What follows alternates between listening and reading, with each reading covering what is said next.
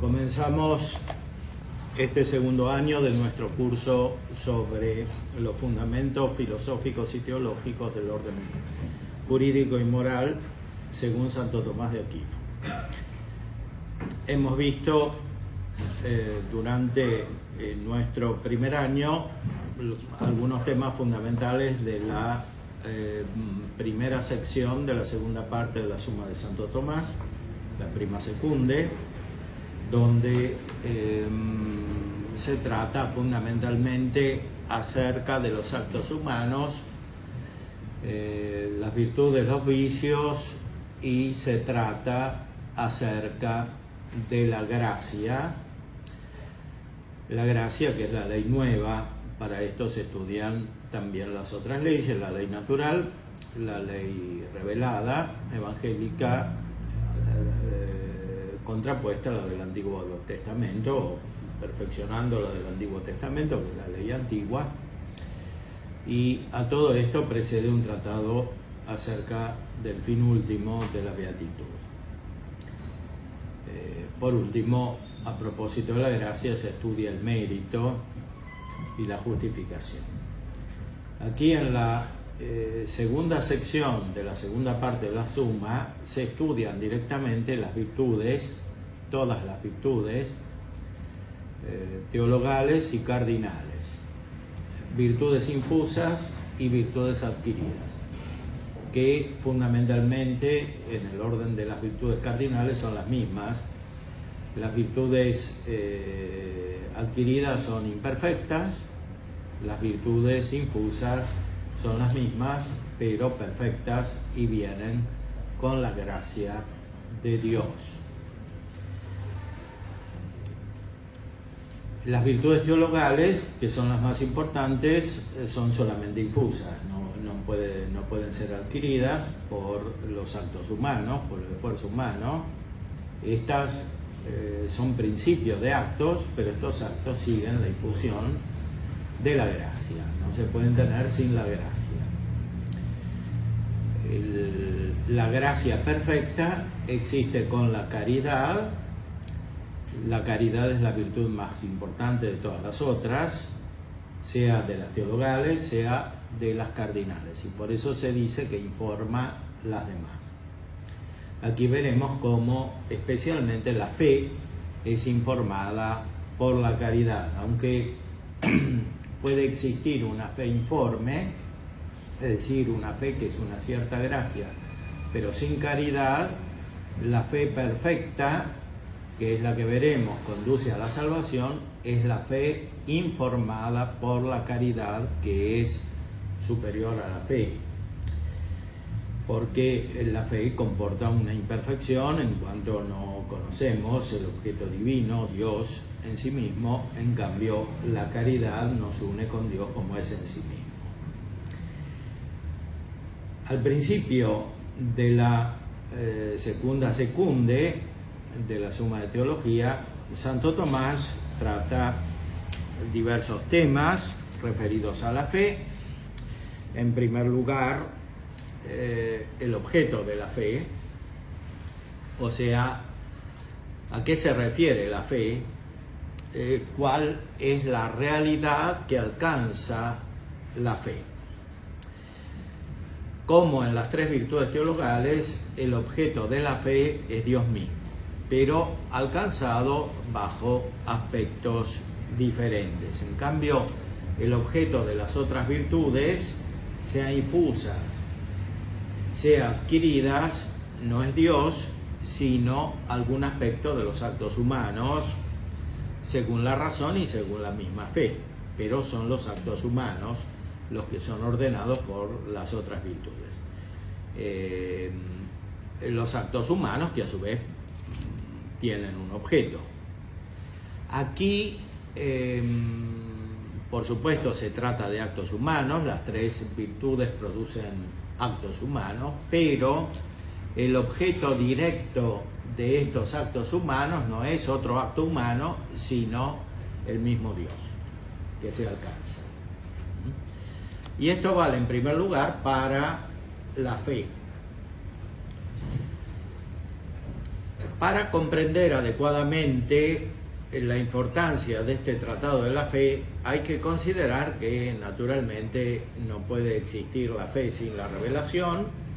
La fe es la respuesta a la revelación, y la revelación la encontramos fundamentalmente en la Sagrada Escritura, unida a la tradición. Santo Tomás desarrolla su teología antes de la herejía protestante, que negaba fundamentalmente la tradición y el magisterio, y establece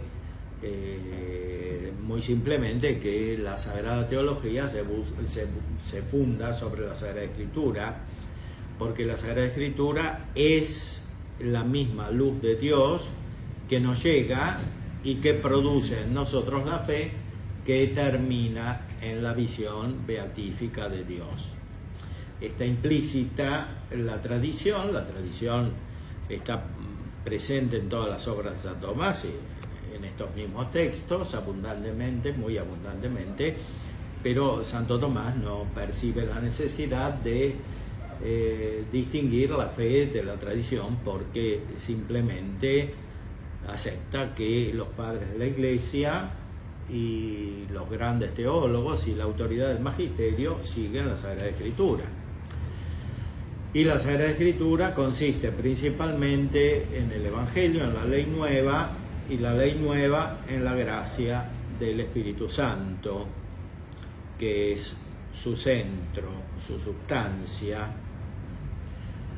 Como veremos, la fe es un aspecto fundamental de la ley nueva, o sea, de la revelación, de la gracia, que se completa y se perfecciona en la caridad. Podríamos decir que la fe es el fundamento y la caridad es el término, es la perfección. Y la esperanza está en el medio, porque nos lleva desde la fe hacia la perfección de la caridad, que a su vez informa la fe, como todas las otras virtudes. Las otras virtudes, que son las virtudes cardinales, desarrolladas de muchas maneras en la secunda y largamente desarrolladas, por supuesto tratadas en confrontación con los vicios opuestos. Todas las virtudes, cuando son infusas, suponen la fe, y cuando son perfectas, suponen la caridad. De otra manera, son imperfectas no solo porque no alcanzan todo lo que podrían alcanzar, sino porque simplemente contienen una disposición para realizar actos que son contrarios a las virtudes, o sea, por ejemplo, actos de injusticia. En vez de hacer todos actos de justicia, se hacen algunos actos de injusticia, porque la virtud solamente adquirida es imperfecta. La virtud perfecta es la que está informada por la caridad. Algo semejante, pero más radicalmente todavía, sucede con la fe. Puede existir una fe informe sin la caridad, pero esta fe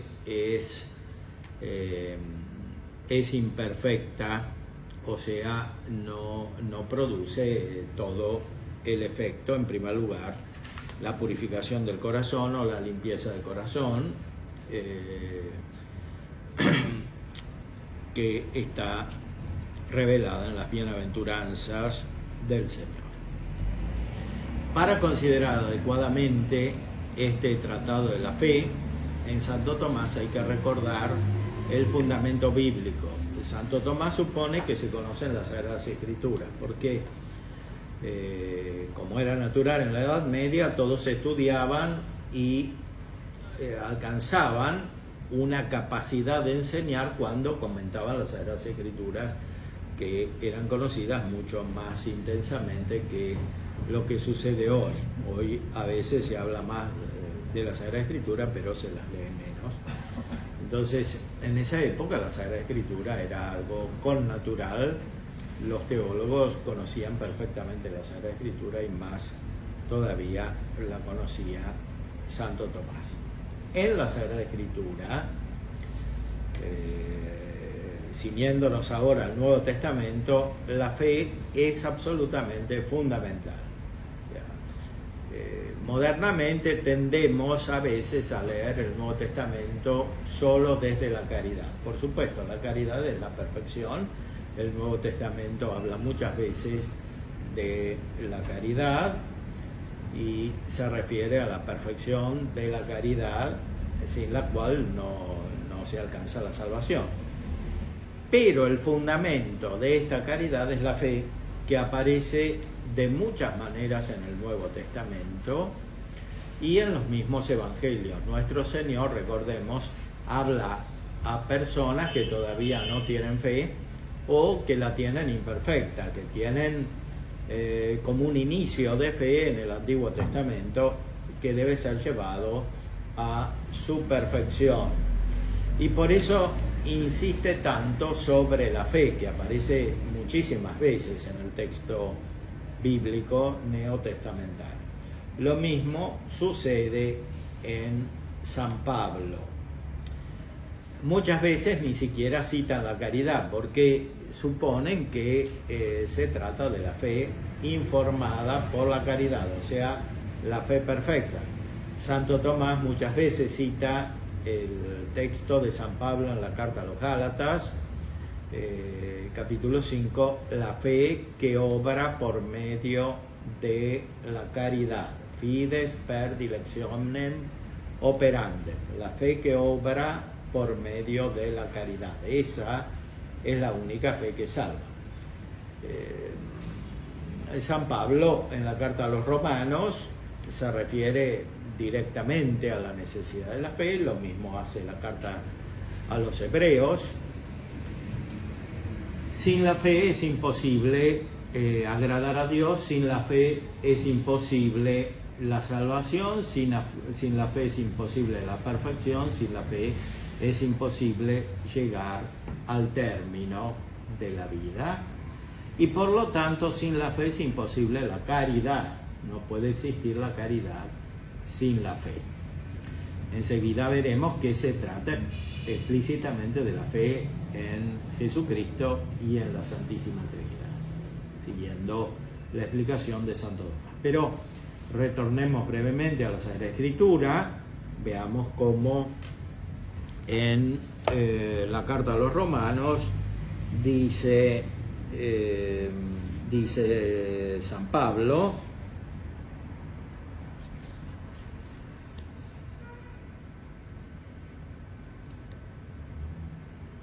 la inclinación de mi corazón y mi oración a Dios es a favor de ellos para su salvación. Está hablando de los judíos.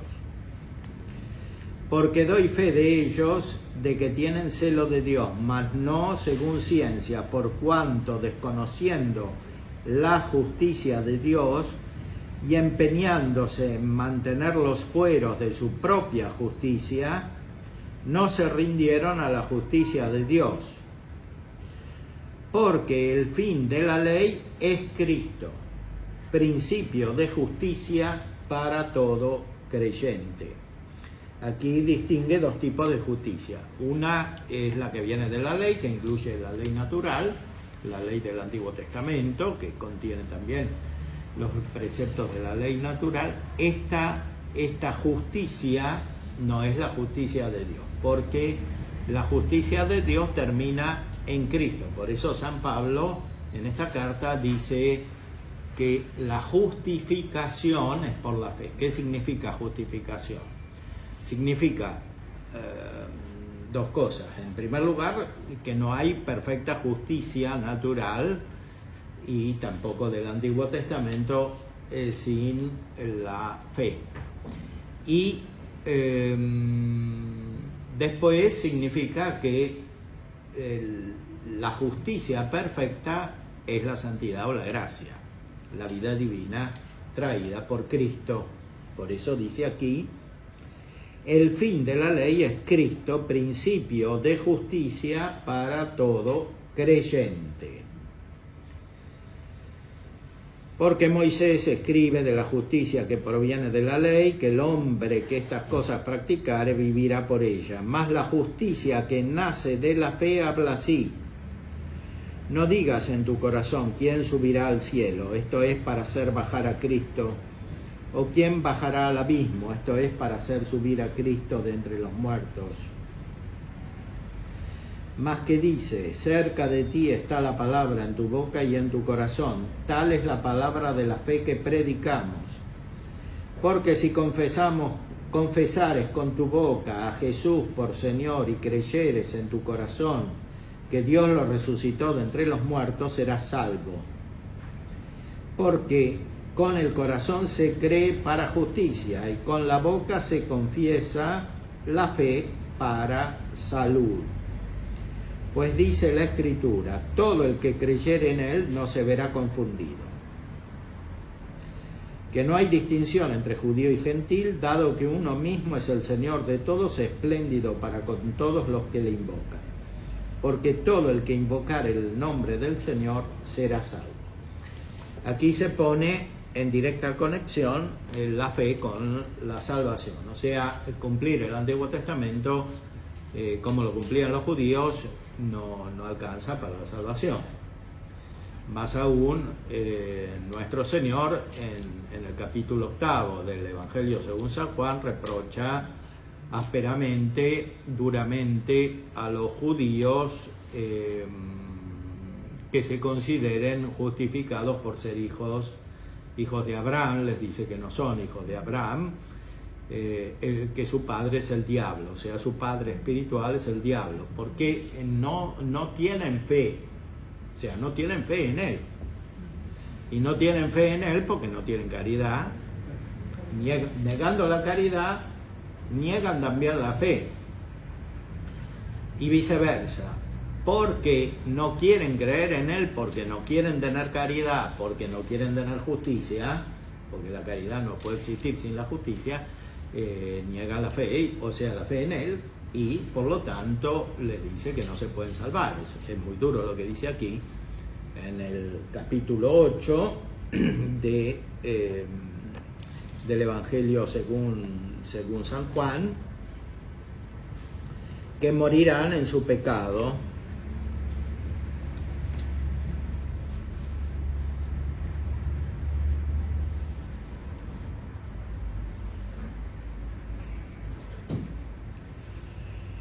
Si fuerais hijos de Abraham, haríais las obras de Abraham, mas ahora pretendéis matarme a mí, que os he dicho la verdad que oí de Dios. Eso Abraham no lo hizo.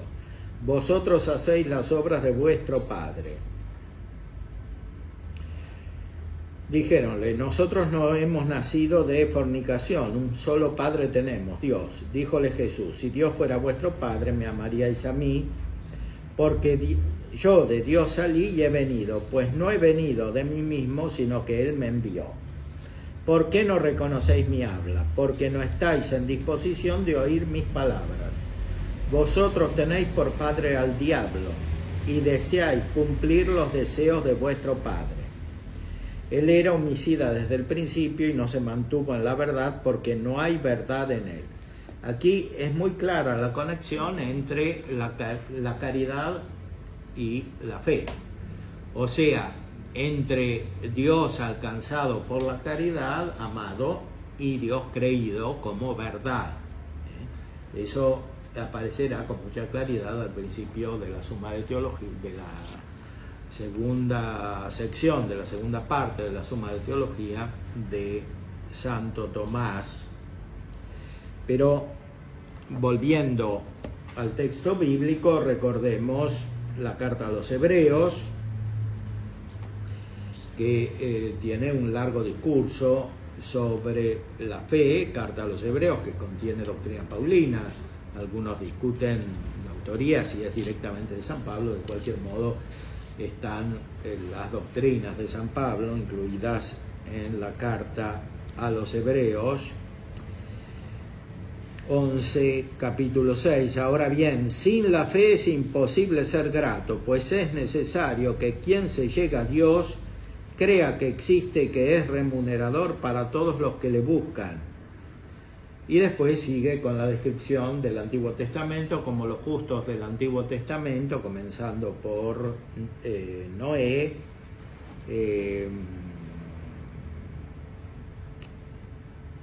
siguieron a Dios, se santificaron, fueron herederos de la justicia, porque en el Antiguo Testamento ya existía la fe informada por la caridad, aunque no la tenían todos, la tenían efectivamente aquellos que respondían a Dios con caridad, cosa que estos judíos con los cuales discute nuestro Señor no tenían.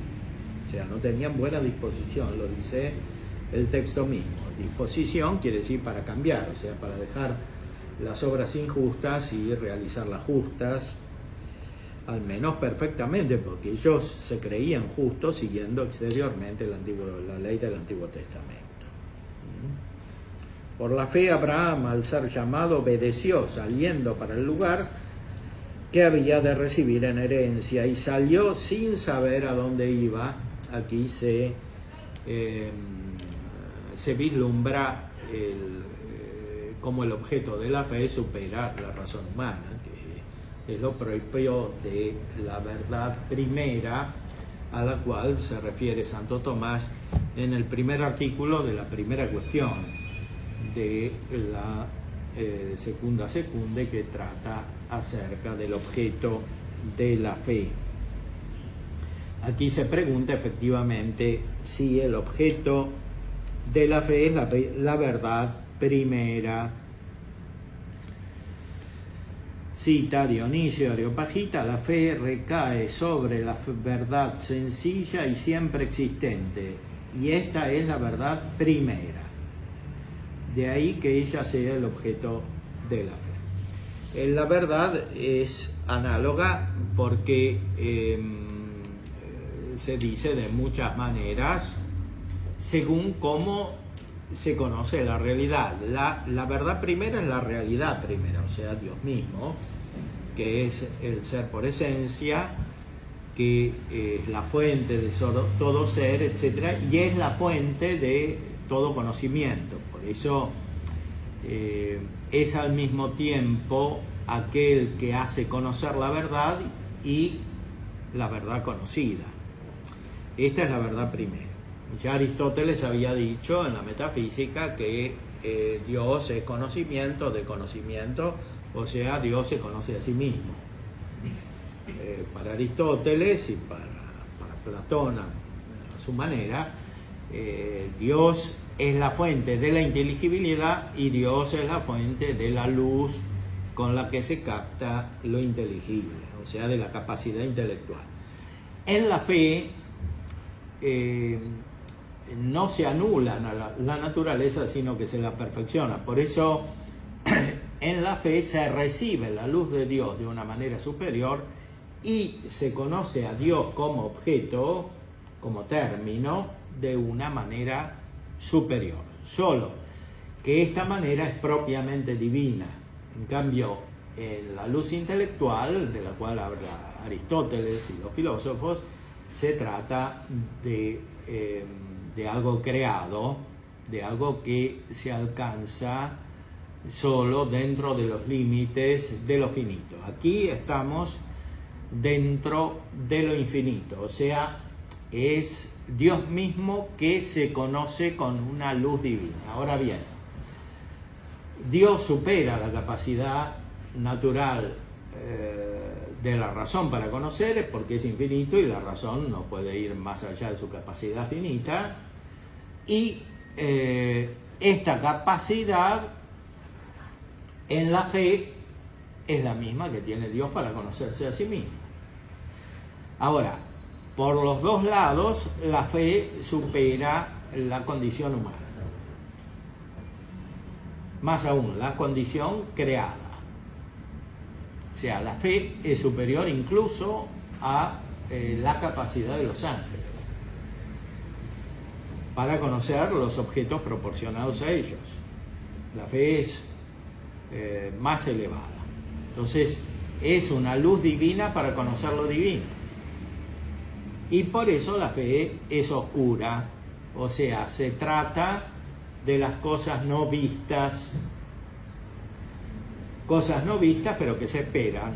Santo Tomás cita más adelante la carta a los Hebreos, la misma, que contiene una definición de la fe, que dice que la fe es la substancia de las cosas que esperamos. La fe es la substancia de las cosas que esperamos. O sea, la fe es una substancia, pero que no alcanzamos ahora, así como la conocemos.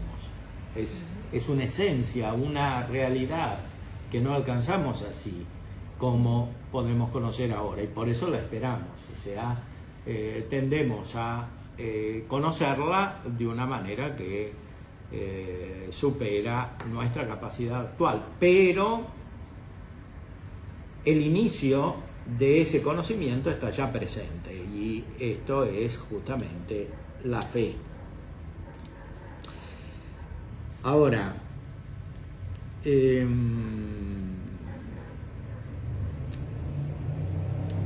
la fe también se refiere a otros objetos que no son directamente Dios. Por ejemplo, conocemos la gracia o la encarnación del Verbo, los sacramentos, la iglesia, etc. Todo eso lo creemos, pero en relación a Dios, en cuanto tiene algún aspecto divino. La iglesia es el cuerpo de Cristo, que es persona divina. La gracia es vida divina. Los sacramentos son instrumentos por los que se nos da la vida divina, etc.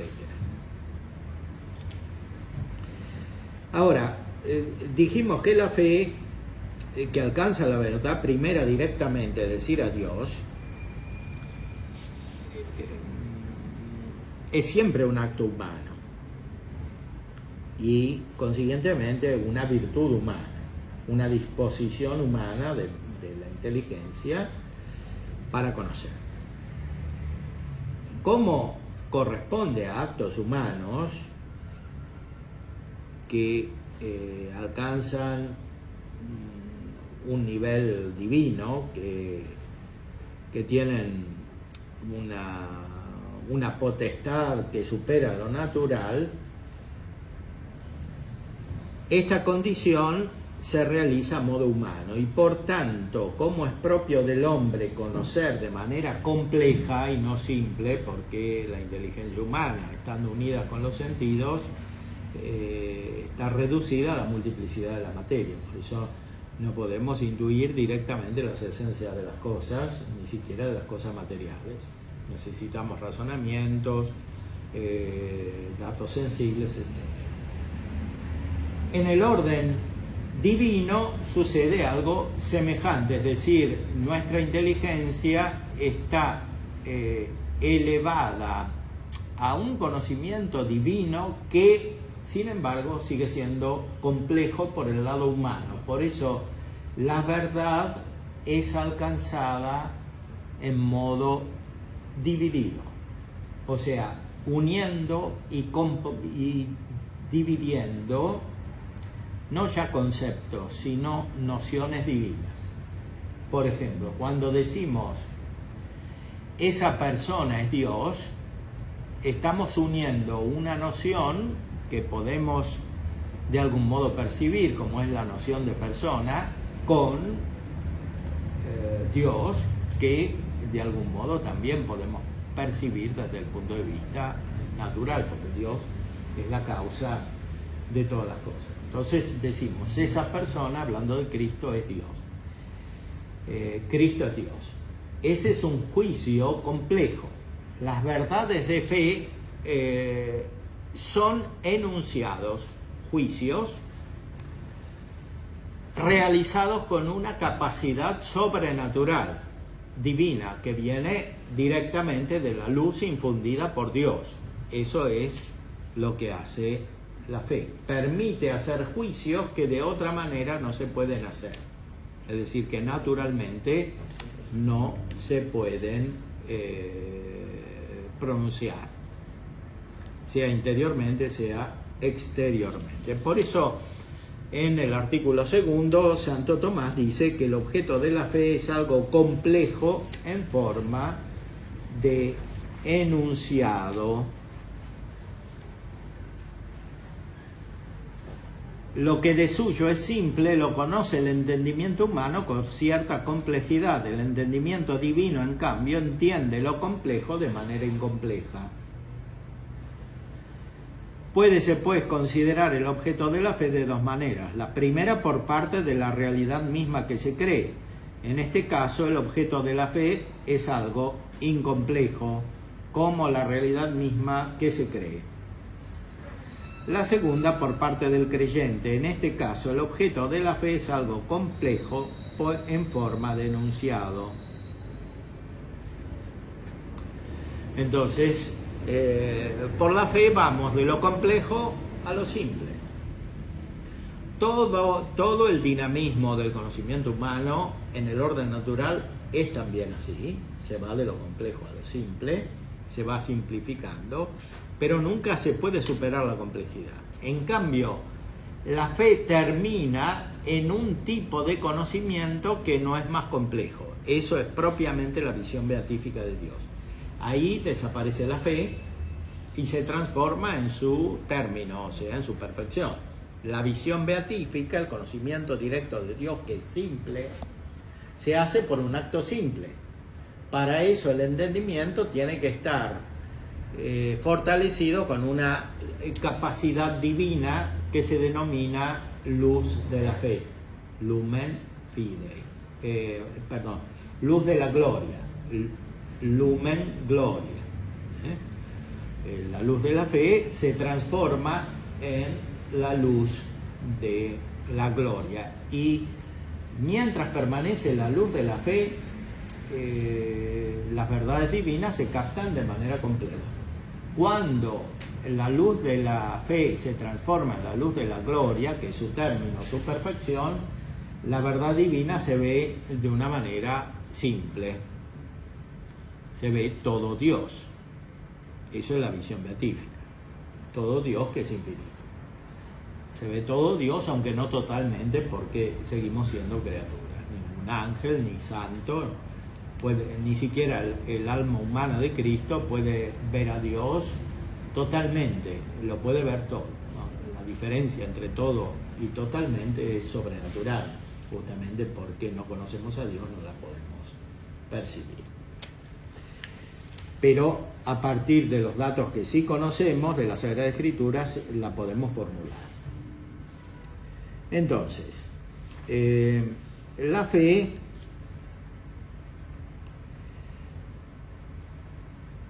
no ve, en el sentido de una intuición de la realidad divina hecha directamente. La fe, en este sentido, es oscura. Cita la carta a los Hebreos 11, el texto que hemos visto en otro pasaje, la carta a los Hebreos 11, 1.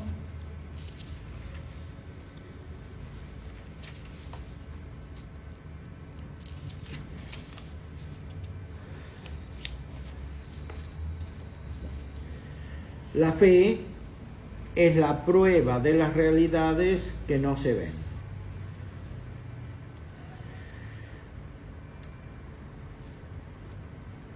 La fe implica sentimiento del entendimiento a lo que se cree.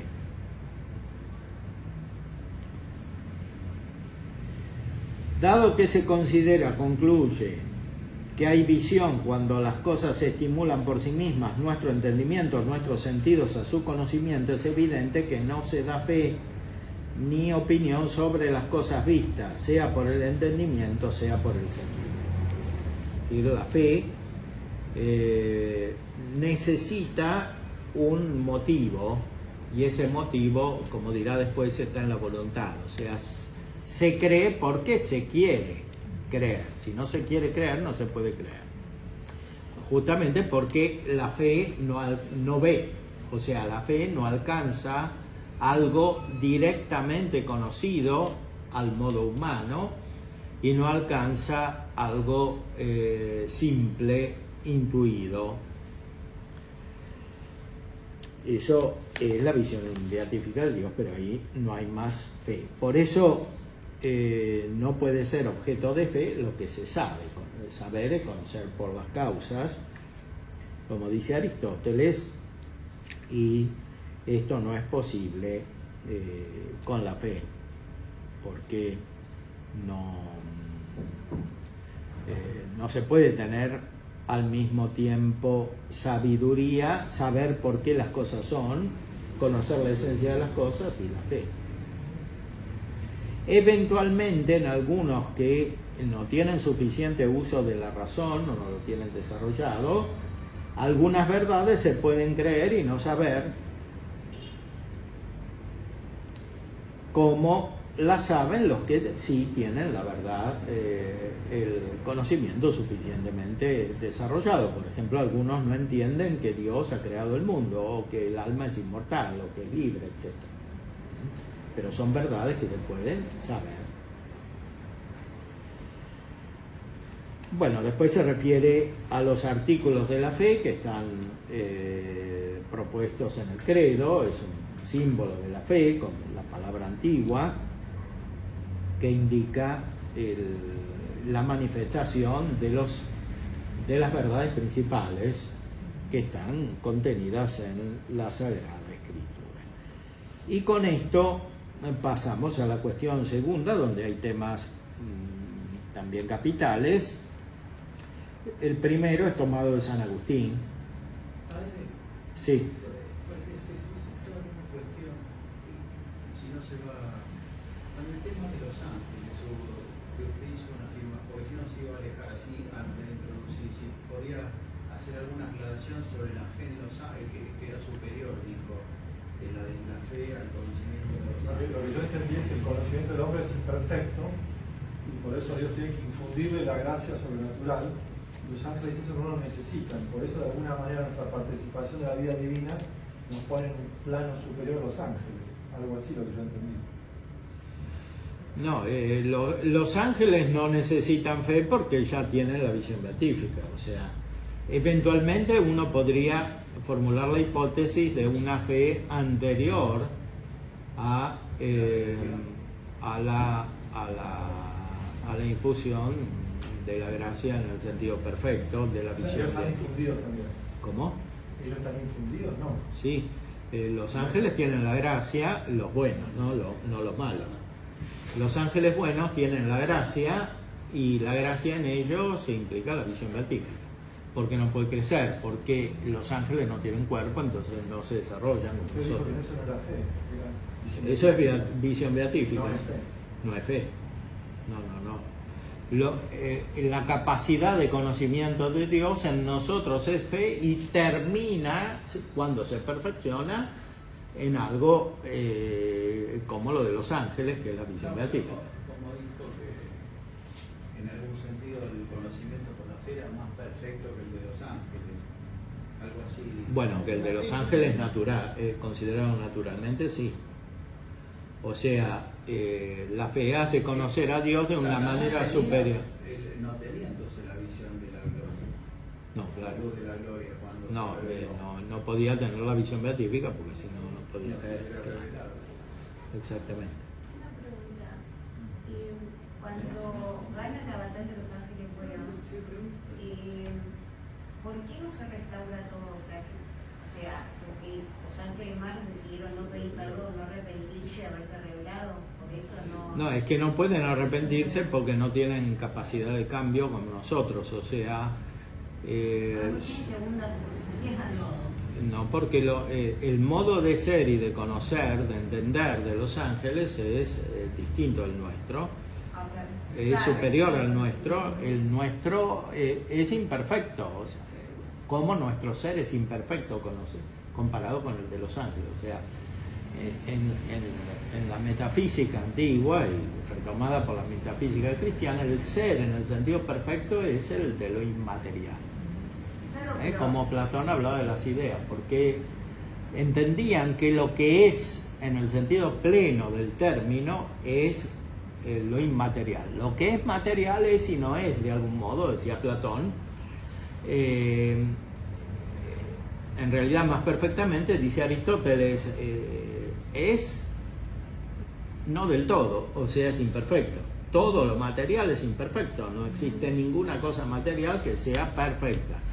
Del único que decimos que es hombre perfecto es de Cristo, pero eso es por la gracia, porque tiene la gracia de unión, que es la unión hipostática con el Verbo, porque la persona es divina y porque está lleno de gracia. Entonces decimos Cristo es hombre perfecto, pero de ninguna cosa material y de ninguna persona humana podemos decir que es perfecta en el sentido del ser natural. Ok, el ángel sí.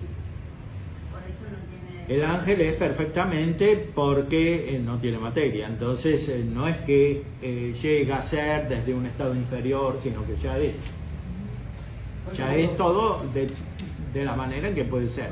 Por supuesto que por un acto voluntario puede perder su perfección y eso es el pecado de los ángeles. Por eso vuelvo a preguntar, ¿hay un momento en que los ángeles tuvieron que tener la virtud sobrenatural infusa de la fe previo a la visión beatífica? Según la Sagrada Escritura no lo sabemos, pero se puede formular la hipótesis por analogía. Pero descartada respecto esa de la... hipótesis, descartada, digamos, no la consideramos. Entonces, No, sí es la- verdad que te dijo que nosotros, al ser imperfectos, necesitamos una ayuda sobrenatural que los ángeles evidentemente no necesitan porque tienen visión beatífica. Bueno, es que ya la visión beatífica es gracia, o sea, es una ayuda superior a la que nosotros tenemos ahora, aunque las personas humanas pueden alcanzar un estado superior al de los ángeles, como la Virgen María, que es reina de los ángeles. Es participación de la visión beatífica. Participación, La virtud sobrenatural de la fe es participación creada en la vida increada de Dios. sí, podríamos decir eso. O sea, la virtud de la fe es como un inicio de la visión beatífica, o sea, es imperfectamente lo que perfectamente es la visión beatífica de Dios, que es comunicada a los ángeles directamente para que la tengan ahora y a la humanidad de Cristo también y a nosotros. Creí entender que había un momento había dicho algo en la línea de que al tener una especie de Félix culpa, ¿no? Que al ser imperfectos necesitamos una ayuda, que en eso nos destacamos por encima de los ángeles, pero por ahí entendí mal. Me pareció oírlo. Bueno, en cierta manera se puede decir que nosotros en el pecado tenemos una oportunidad y los ángeles no, eso claro. Y esto vale respecto del pecado original y de los otros, porque lo imperfecto puede hacerse perfecto, que es lo propio de la condición material.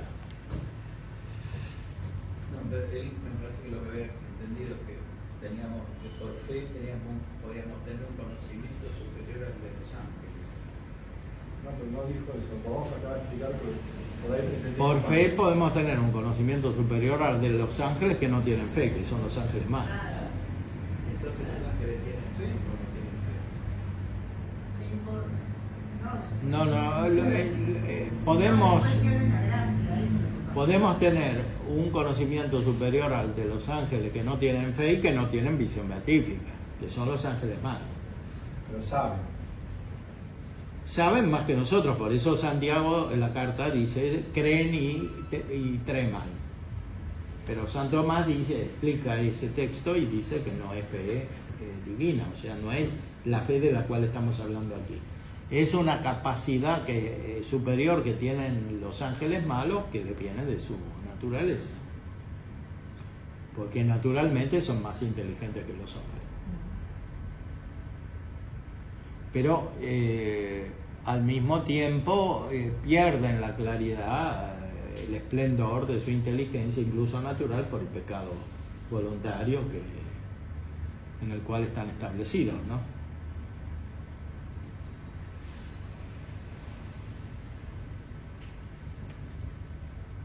O sea, si comparamos la fe con la naturaleza de los ángeles, es superior. Sea de los ángeles malos, que absolutamente no tienen ningún conocimiento sobrenatural, sí, e incluso de los ángeles buenos, sí hacemos abstracción de la visión beatífica. O sea, según su naturaleza, es superior al conocimiento que nosotros tenemos por fe. Ahora sí llegamos aquí. Pero entonces parecería que antes de la rebelión de los ángeles no tenían la visión beatífica. No la tenían porque si no, no podían caer en el pecado. Pues la visión beatífica es un estado voluntario definitivo. O sea, nosotros no podemos entender como un estado voluntario puede ser definitivo porque nuestra voluntad sigue el modo de conocer humano que es mutable, porque implica la intervención de los sentidos que tienen materia que por naturaleza cambia.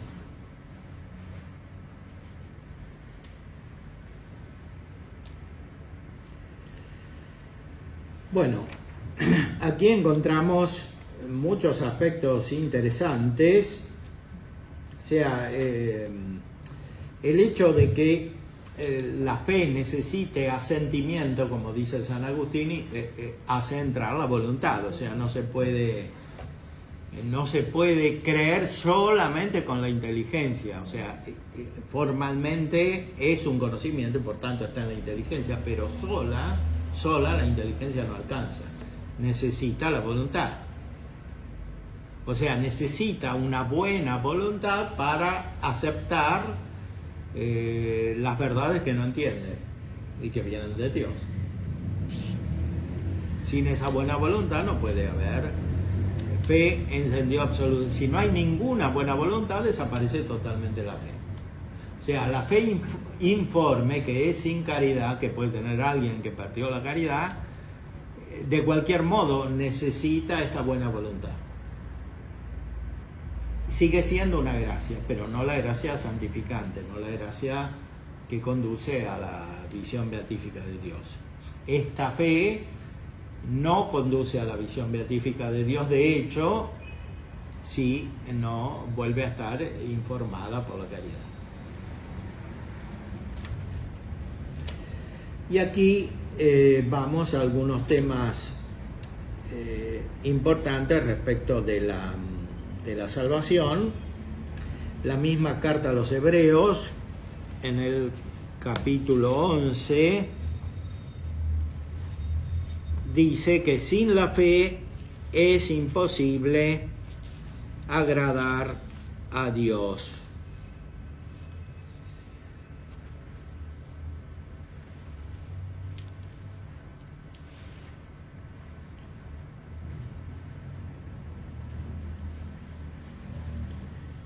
La perfección de la naturaleza racional no consiste solamente en lo que le compete por su naturaleza, sino también en lo que recibe por participación sobrenatural de la bondad divina.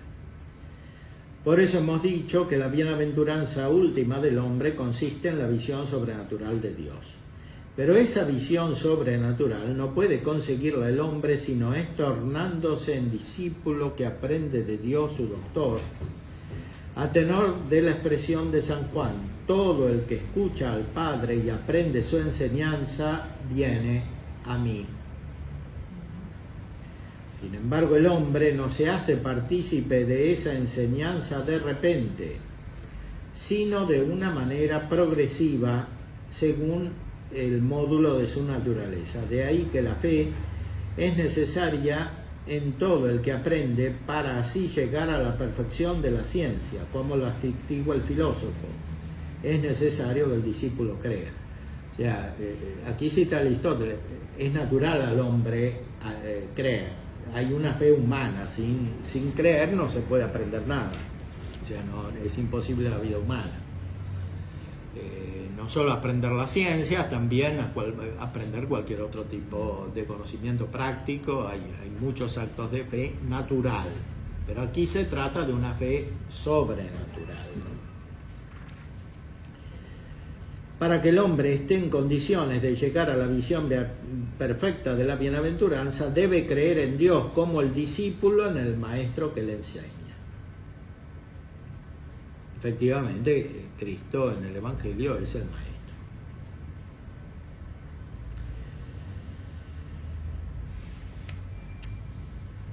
Ahora, ¿qué significa creer? ¿Es necesario, se pregunta en el artículo 5, creer algo de manera explícita? Porque aquí comienzan problemas, incluso contemporáneos, o sea, ¿qué significa creer? Mucha gente dice que tiene fe,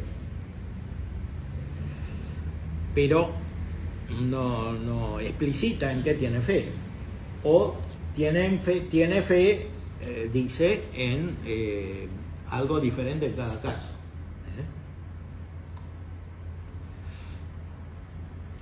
Esta es la concepción moderna iluminista de fe, fundamentalmente, la que está vigente ahora.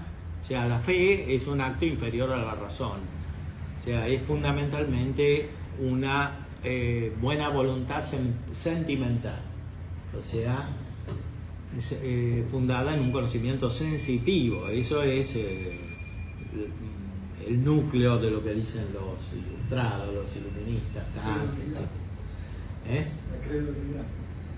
Sí, credulidad natural, o sea, reducen la fe a una buena disposición, que en general es presentada como algo popular, o sea, la fe es algo para el pueblo, los que tienen racionalidad son los superiores, que se constituyen en una élite de filósofos, de masones, de científicos, etcétera. Hay distintas variaciones, formulaciones, pero el núcleo es siempre que la razón es superior a la fe. Kant dice al principio de la crítica de la razón pura: tuve que eliminar el saber para dar un lugar a la fe. Pero ¿de qué? O a la fe o al creer. ¿De qué saber habla él? De la metafísica, del conocimiento de lo inmaterial. O sea, el conocimiento racional es el superior, y este se refiere a la ciencia, a lo material, a las cosas que se pueden formular de modo científico experimental.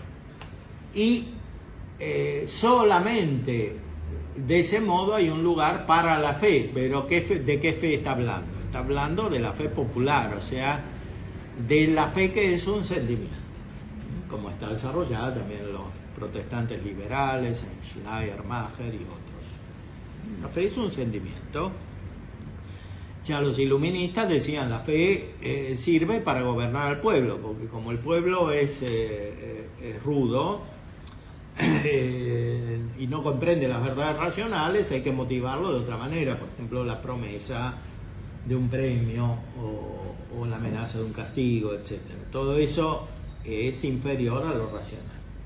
En la fenomenología del espíritu de Hegel, el saber absoluto está por encima de la fe. Hay una dialéctica histórica y psicológica que termina en el saber absoluto, que es una especie de gnosis, de ampliación de la conciencia. Es algo muy presente en la historia de la cultura, de la filosofía y de la religión. Distintas herejías antiguas ya eran así, gnósticas, y a lo largo de la historia se va reproduciendo esta actitud de muchas maneras. Hoy hay infinidad de sectas, etcétera, que proponen una actitud semejante.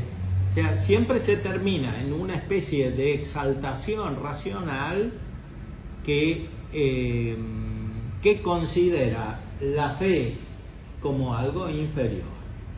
O sea, esa exaltación racional está unida con una actitud de soberbia. Santo Tomás dice que la soberbia es el apetito desordenado de la propia excelencia. En este caso, pensar que la capacidad racional es superior a la que tienen otros, y sobre todo a la capacidad de los que tienen fe. Ahora, ¿cuál es el problema? El problema es que en gran medida se verifica lo que dicen los iluministas, pero no respecto de la verdadera fe. O sea, muchas variantes de autodenominada fe corresponden a lo que dice los iluministas, Kant, Hegel, etc. O sea, muchas veces se presenta lo religioso, pensemos en el protestantismo como una especie de oscuridad irracional.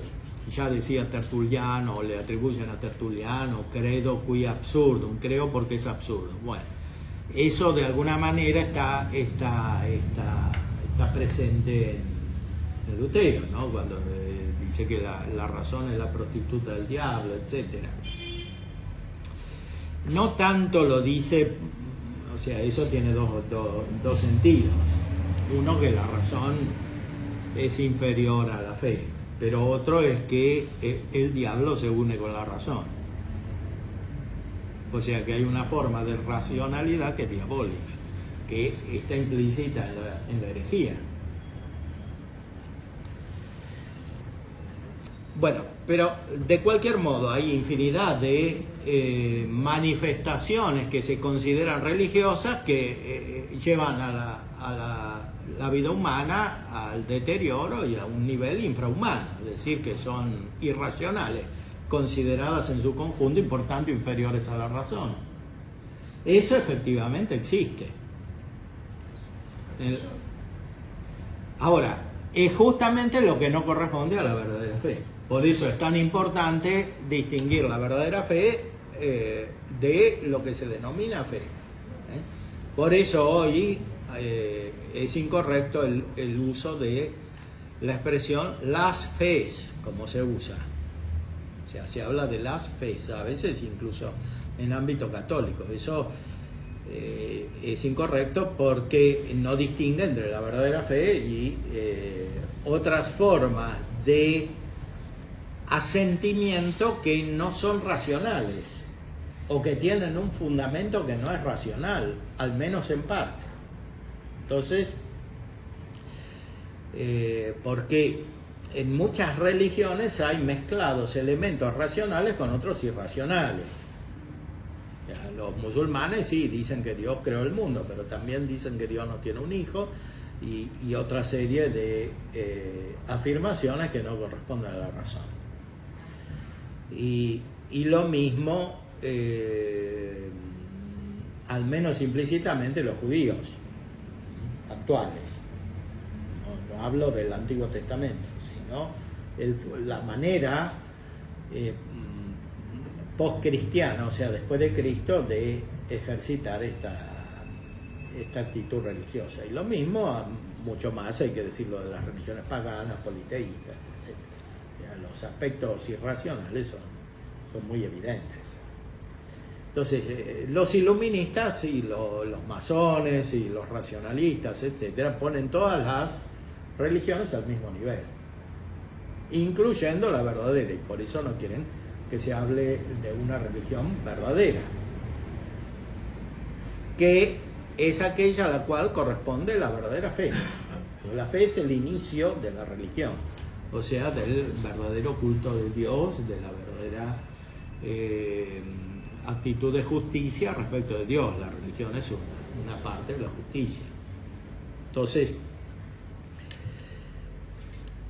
es muy importante lo que aquí señala Santo Tomás acerca de la condición explícita de la fe. No puede haber fe solamente implícita. ¿Qué quiere decir esto? Una fe que no tenga ningún tipo de formulación.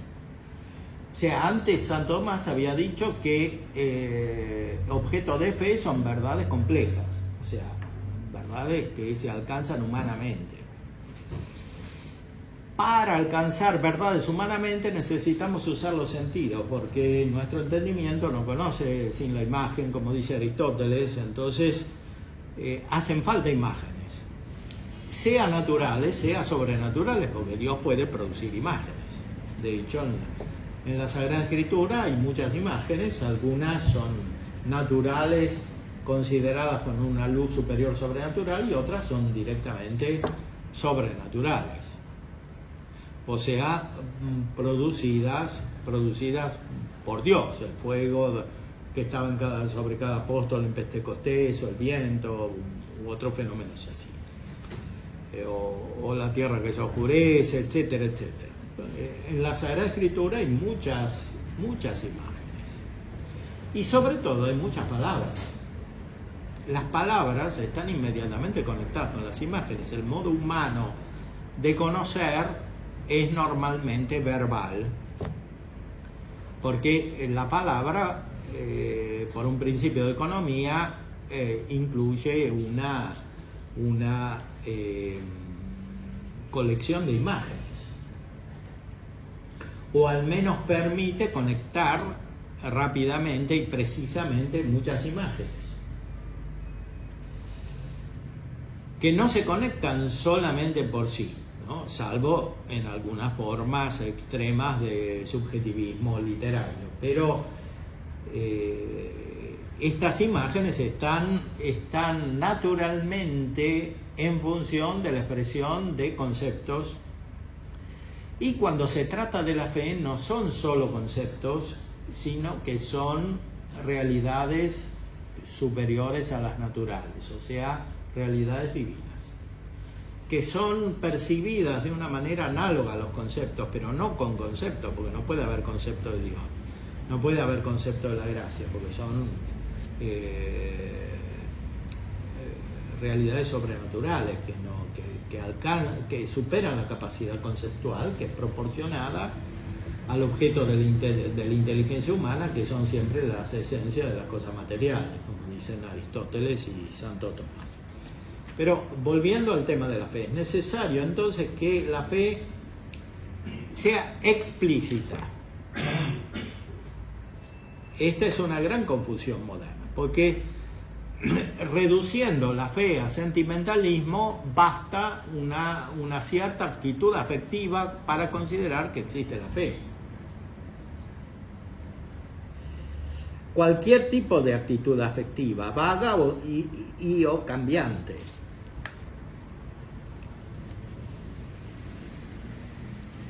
aquí cita de nuevo Hebreos: el que se acerca a Dios ha de creer que existe y que recompensa a los que le buscan.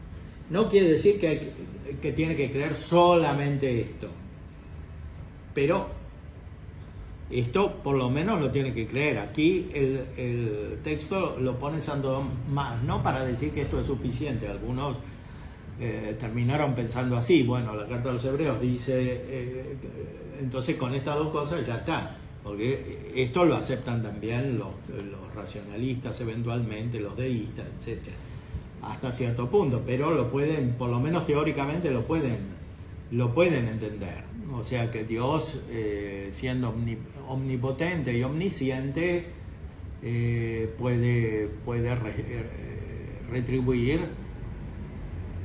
las obras buenas con un premio y castigar las malas. Pero lo que está diciendo Santo Tomás aquí es que la misma Escritura pone un ejemplo de fe explícita.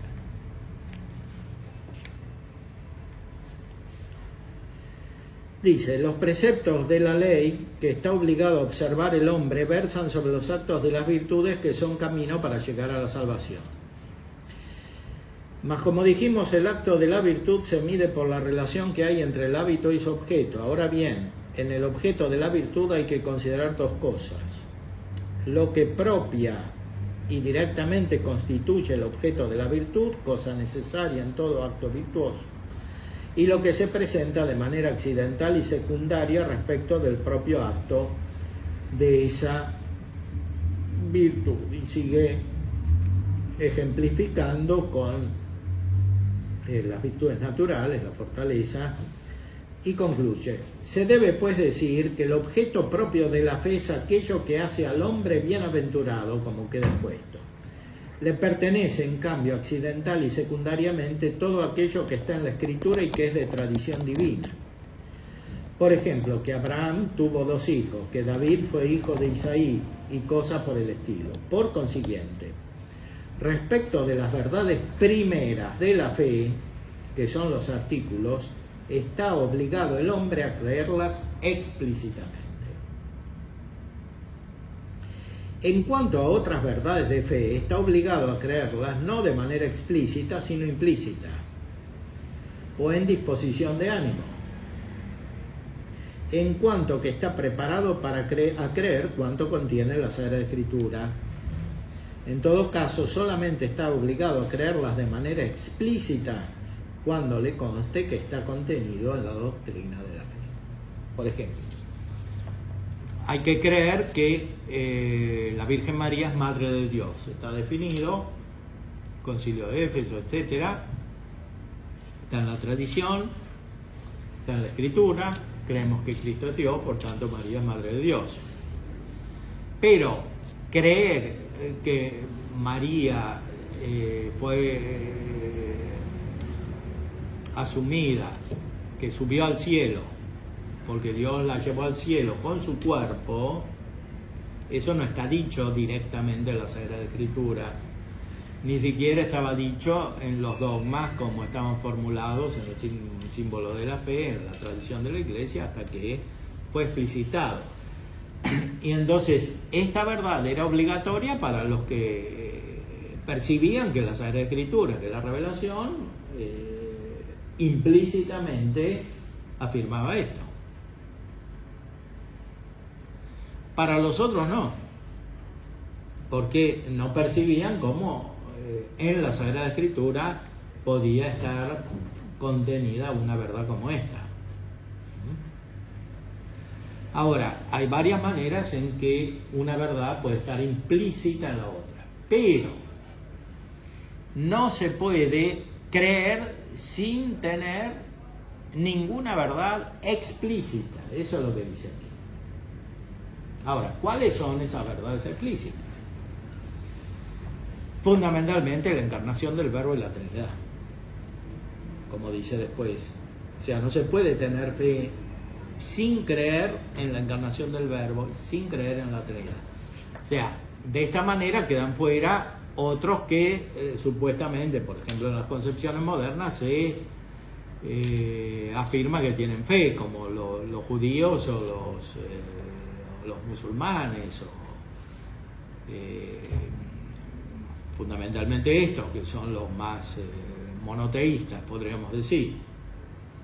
Si no creen en la encarnación del Verbo y no creen en la Trinidad, no tienen fe. Lo que tienen es otra cosa, que hay que analizar. ¿Qué es lo que tienen? Muchos elementos son verdades naturales, ¿no? Que Dios es creador, se puede conocer con la razón. O que Dios es remunerador, como dice la carta a los Hebreos, porque es providente, etcétera. Todo eso se puede conocer con la razón. Pero no se puede conocer con la razón que Dios nos da su gracia, o sea, la vida divina. O que nos da la caridad. Y por tanto tampoco se puede tener caridad, porque para tener caridad hay que creer en la caridad. Entonces,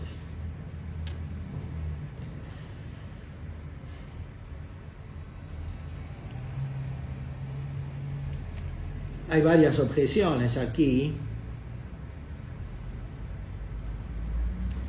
La más evidente es la que toma de la carta a los romanos. Nadie está obligado a aquello que no está bajo su poder.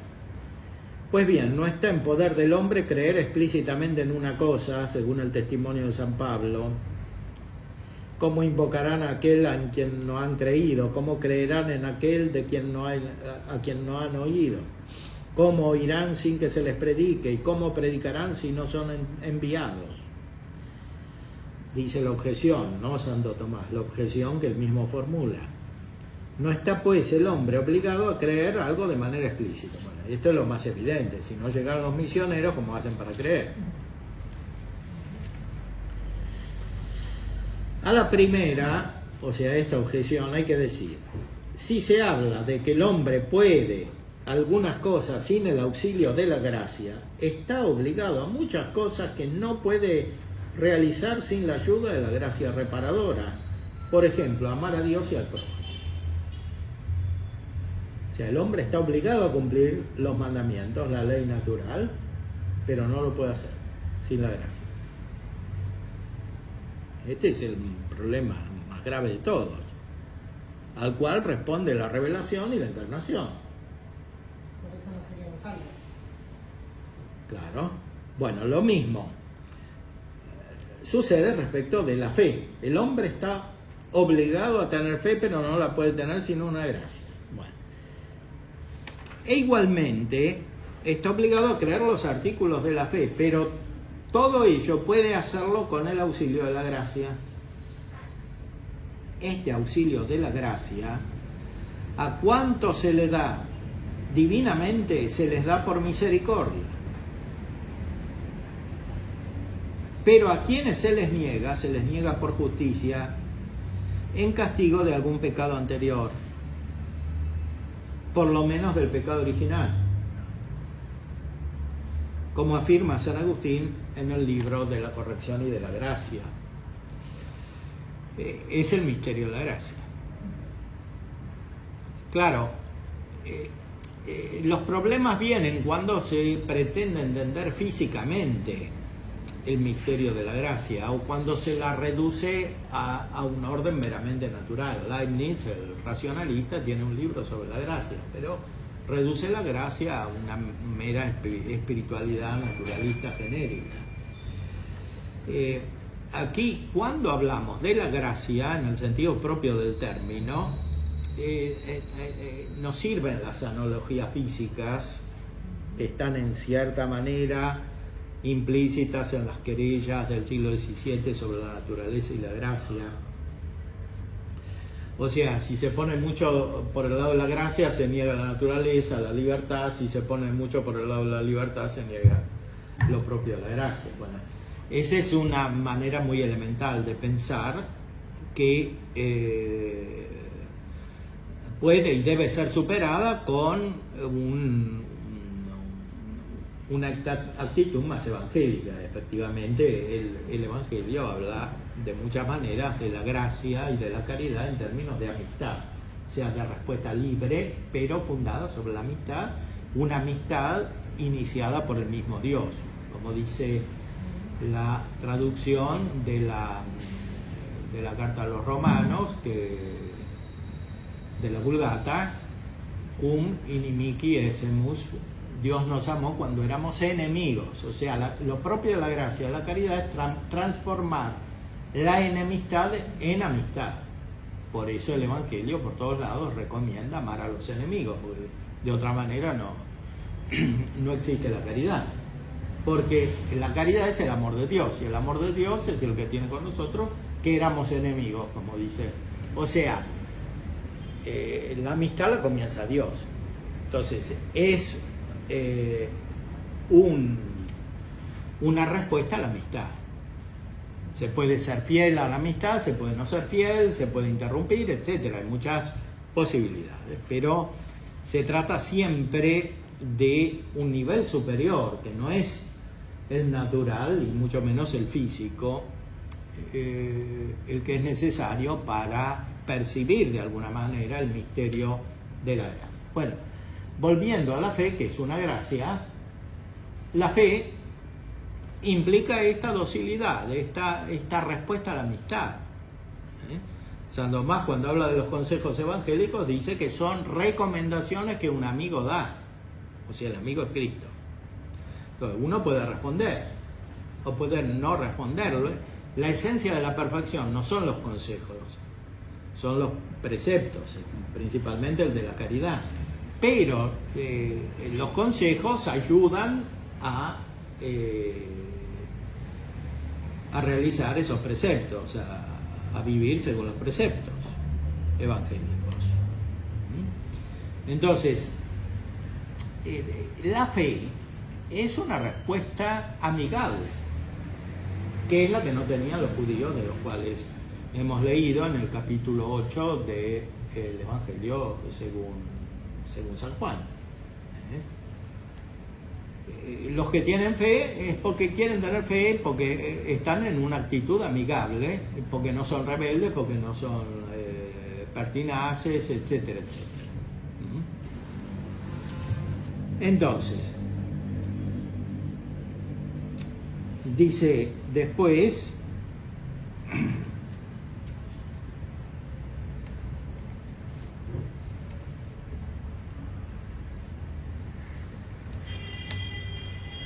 respecto de la fe explícita? ¿Están todos obligados a creer con fe explícita? Bueno, aquí distingue los mayores y los menores, los que tienen más conocimiento de la revelación y de la escritura y los que tienen menos. O sea, los que tienen menos, por distintas razones de educación, de circunstancias, están obligados a creer en la fe de los mayores, fundamentalmente la Iglesia.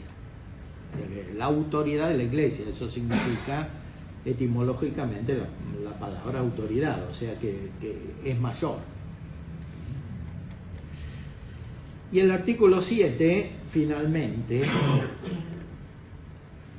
nos dice que para salvarse es necesario creer explícitamente el misterio de Cristo. Y cita San Agustín: es fe recta aquella por la que creemos que ningún hombre, grande o pequeño, es liberado de la infección, de la muerte y de la esclavitud del pecado, sino es por el único mediador entre Dios y los hombres, Jesucristo. Bueno, esto es doctrina inmutable, no solo es una formulación teológica de Santo Tomás y de San Agustín, esto es parte del depósito de la fe, ¿no? Es parte de la fe, esto lo creemos. O sea, creemos la misma fe, que para salvarse hay que tener fe, no solo fe explícita en el misterio de Cristo. Y está contenido en la Sagrada Escritura de muchas maneras. Pertenece al objeto propio y principal de la fe, aquello por lo cual consigue el hombre la bienaventuranza. Ahora bien, el camino por el que llega el hombre a la bienaventuranza es el misterio de la encarnación y pasión de Cristo. Según este testimonio, no hay en el cielo otro nombre dado a los hombres por el que nosotros debamos salvarnos. Esto dice Pedro solemnemente después de recibir el Espíritu Santo, en los Hechos 4. Luego, en todo tiempo, fue necesario que el misterio de la encarnación de Cristo fuera de alguna manera conocido por todos los hombres. Pero esta fe ha revestido modalidades distintas según la diversidad del tiempo y de las personas. O sea, estas modalidades no se refieren a la sustancia de la fe, o sea, a creer en Cristo, sino en qué significa que sea explícita la fe. O sea, se refiere a las palabras, se refiere a las imágenes. Es evidente que en el Antiguo Testamento no estaban las mismas palabras que en el Nuevo. Pero los que se salvaban del Antiguo Testamento tenían que creer en Cristo. Más aún, dice San Tomás aquí, incluso se podían salvar algunos de entre los paganos y algunos antes de la promulgación de la ley antigua. Pero todos estos de alguna manera tenían que conocer a Cristo explícitamente. Este es el punto fundamental. Aunque no sea con las mismas palabras o con las mismas imágenes. Pero de alguna manera su inteligencia iluminada por la fe tenía que ser ayudada sensiblemente para que se formule un acto de fe en Cristo. A veces dice San Tomás, bueno, podría haber venido un ángel e interiormente le formaba imágenes, o puede haber, en los actuales puede venir un predicador o lo que fuere, pero es necesario creer explícitamente en el misterio de Cristo. Antes del pecado tuvo el hombre fe explícita en la encarnación de Cristo en cuanto que iba ordenada la consumación de la gloria, mas no en cuanto ordenada la liberación del pecado por la pasión y la resurrección. Pues el hombre no podía conocer con antelación su futura caída en el pecado. Parece, sin embargo, que tuvo presciencia de la encarnación de Cristo por las palabras que dijo: por eso dejará el hombre a su padre y a su madre y se adherirá a su mujer, y vendrán a ser los dos una sola carne.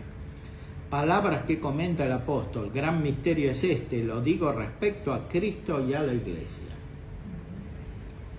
Y no es creíble que este misterio fuera ignorado por el primer hombre. Bueno, ya comienza por Adán. Pero después del pecado fue creído explícitamente el misterio de Cristo, no solo en cuanto a la encarnación, sino también en cuanto a la pasión y a la resurrección, por las cuales es liberado el género humano del pecado y de la muerte. De otra suerte no se hubiera podido prefigurar la pasión de Cristo en ciertos sacrificios, tanto antes como bajo la ley. O sea que, según Santo Tomás, los sacrificios del Antiguo Testamento, los cruentos sobre todo, prefiguraban la pasión de Cristo, pero no producían la salvación. Lo explica después cuando habla de la Eucaristía.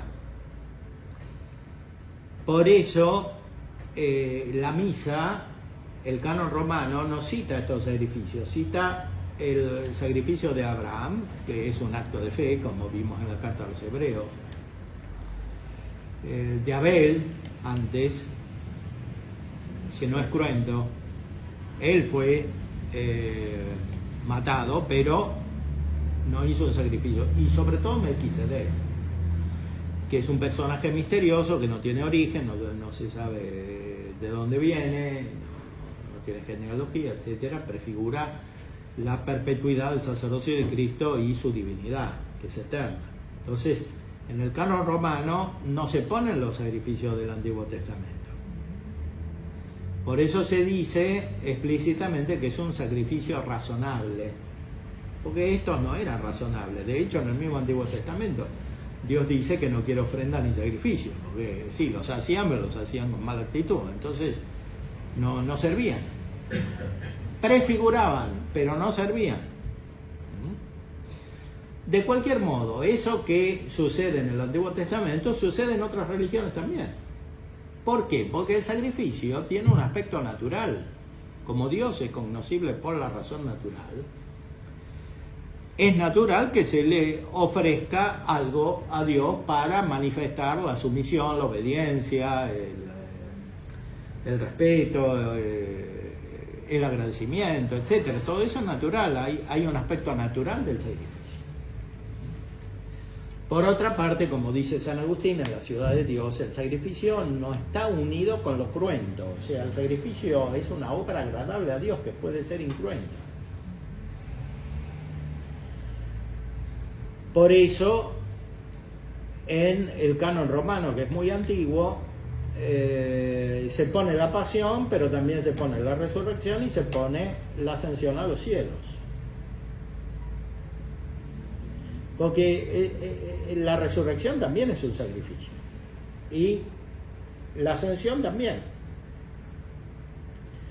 Más aún, según la carta a los Hebreos, son los sacrificios por los cuales Cristo entra en el cielo, y en el cielo, que es el nuevo tabernáculo, el nuevo templo, ejercita su sacerdocio. O sea, es lo que hizo en la pasión, en la resurrección, en la ascensión, es la introducción a lo que hace ahora en el cielo, que después se hace presente en cada misa. Entonces, de cualquier modo, en el Antiguo Testamento había sacrificios cruentos. Estos sacrificios tenían ciertamente un significado conocido explícitamente por los mayores. Los menores, en cambio, conocían algo bajo el velo de tales sacrificios, creyendo que habían sido dispuestos divinamente en orden a Cristo que debía venir. Y así como ya hemos expuesto, las cosas que se refieren al misterio de Cristo las conocieron de una manera tanto más clara cuanto más cercanos estuvieron a Cristo. Más en el tiempo de la gracia revelada, mayores y menores están obligados a tener fe explícita en los misterios de Cristo, sobre todo en cuanto que son celebrados solemnemente en la Iglesia y se proponen en público, como son los artículos de la Encarnación de los que hemos hablado en otro lugar. En cuanto a otras consideraciones sutiles sobre los artículos de la fe, hay quienes están obligados a creer de manera más o menos explícita según el estado y oficio de cada cual. Y en la respuesta a las objeciones explicita en qué sentido fuera de la revelación del Antiguo Testamento también podía haber salvación. Habla de la Sibila, que eran como profetisas romanas de las cuales da testimonio San Agustín, etc. Si ha habido quienes se hayan salvado sin recibir ninguna revelación, no lo han sido sin la fe en el mediador, pues aunque no tuvieran fe explícita, la tuvieron implícita en la divina providencia, creyendo que Dios es liberador de los hombres, según su beneplácito y conforme él mismo lo hubiera revelado, algunos conocedores de la fe, conocedores de la verdad, a tenor de las palabras de Job, nos instruye más que a las bestias de la tierra. En el artículo siguiente hace un razonamiento semejante respecto de la fe explícita en la Trinidad, porque creer en Cristo es creer en Dios hecho hombre. Entonces, en Dios hecho hombre, que no es ni el Padre ni el Espíritu Santo, como está revelado. Entonces, la fe es el inicio del conocimiento del Padre, del Hijo y del Espíritu Santo, y por tanto no se puede tener fe sin creer explícitamente en la Santísima Trinidad. Ahora, hay que prestar atención, la relación entre explícito e implícito es variable, es analógica. Hay que considerar en qué sentido explícito y sobre todo en qué sentido implícito, o sea, respecto de qué. Implícito en lo explícito que puede estar en otro, por ejemplo en los mayores, como dice aquí. O sea, alguien puede no percibir muy bien qué significa la encarnación del Verbo o la Trinidad, pero creer todo lo que dice la Iglesia, aunque no pueda formular con exactitud la fe en la encarnación del Verbo y la fe en la Santísima Trinidad. Y por supuesto, para que haya fe explícita no puede haber negación. O sea, una cosa es que no se conozca del todo la formulación, sea en imágenes, sea en palabras, y otra cosa es que se la niegue, que es lo que hacían incluso respecto de Cristo cuando hablaban, como dice el capítulo 8 del Evangelio según San Juan. Bueno, con esto dejo para hacer alguna pregunta. La negación está de alguna manera un reconocimiento de algo que se niega, ¿no? Cuando yo niego algo, es que claro, estoy conociendo eso que niego. Con respecto al tema de la revelación y la fe en los misterios de la encarnación y de la Trinidad, yo creo incluso, a lo mejor me equivoco, no sería, en esto puede haber hombres que no hayan conocido explícitamente toda su extensión, o en su mayor extensión, estos misterios, pero que sí los hayan de alguna manera preguntado a partir de una revelación primitiva, ¿no? Es decir, la promesa del Redentor implica la encarnación y el conocimiento primordial de Dios de los primeros hombres, de alguna manera también un conocimiento de la Trinidad, ¿o no? Sí, de los primeros hombres sabemos poco porque la Escritura dice poco. Aquí Santo Tomás da un ejemplo, ¿no? O sea, en el matrimonio está implícito Cristo, dice. Sea o no sacramento, porque es tal en relación a Cristo, a la Iglesia. Entonces, Dios puede dar la fe a estas personas que a través de la realidad, incluso natural, del matrimonio, de algún modo perciben a Cristo, pero para eso tienen que tener fe sobrenatural. Bueno, de una manera análoga puede suceder cuando Dios ilumina a otras personas, incluso fuera de la ley evangélica nueva, explícita, revelada. Revelada, entiendo, en sus términos, porque siempre que hay fe hay una revelación, porque la fe es una comunicación de lo que está en Dios, una manifestación. El problema es cuáles son las palabras, los términos, las imágenes y eventualmente los sentimientos necesarios para que se produzca el acto humano de fe. O sea, la fe a modo humano, que requiere esa complejidad porque no tenemos la intuición de la esencia divina, es imposible. Entonces, para tener fe, de algún modo, tiene que haber una formulación humana. Y esto es lo que dice Santo Tomás, siguiendo la tradición, sobre todo San Agustín, que es necesario para la salvación. Porque Santo Tomás está mucho más cercano a las Sagradas Escrituras que nosotros con mentalidad moderna. Entonces, como la Escritura dice por todos lados que es necesaria la fe, los grandes teólogos, sobre todo los grandes padres, San Agustín, y después los grandes medievales, Santo Tomás lo seguían directamente sin ningún problema, como el que puede haber en las complicaciones modernas. Entonces, era clarísimo para ellos que la Sagrada Escritura dice que hay que tener fe, y que tener fe es fe en Cristo y en la Trinidad. Y de ahí surgen más o menos explícitamente los otros misterios. Padre, a ver, no sé si entendí mal, pero en un momento creo que se dijo que no puede haber caridad ni justicia si no hay fe. Claro. Bueno, entonces, en ese caso, ¿en qué categoría quedan los actos, vamos a decir, de un ateo, de un mormón, de un testigo de Jehová? En ese aspecto, no sé, son actos fraternos, solidarios, no sé cómo quedaría ahí eso. Bueno, son actos buenos, pero no suficientes para la salvación. Sí son buenos, porque hay que distinguir. Normalmente hay actos buenos en combinación con otros que no son buenos. O sea, porque justamente las virtudes adquiridas son imperfectas.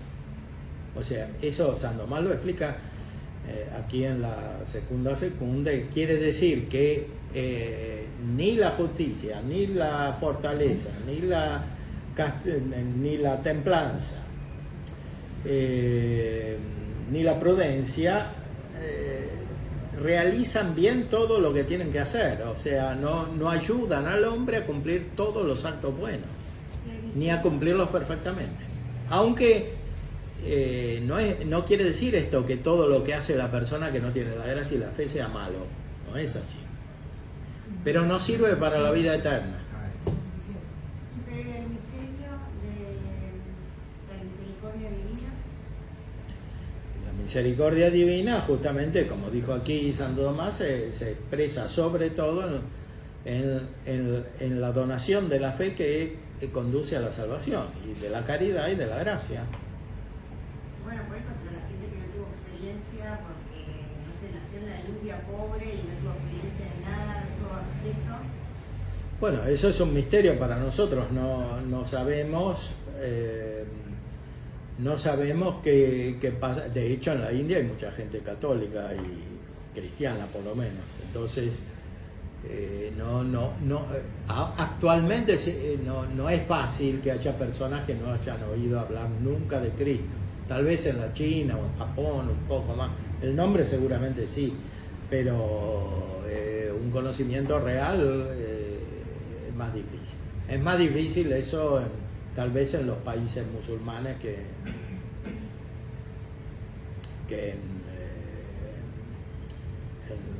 en la India, donde hay politeísmo y mucha mezcla, mucha imprecisión. Entonces,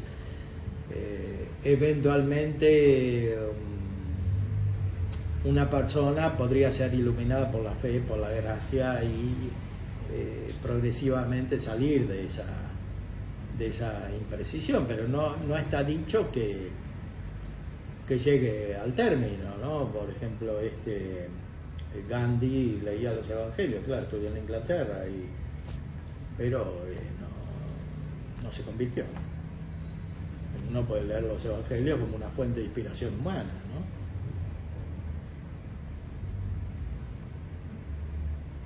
Se tomaron un aspecto nada más del evangelio, pero no la sustancia,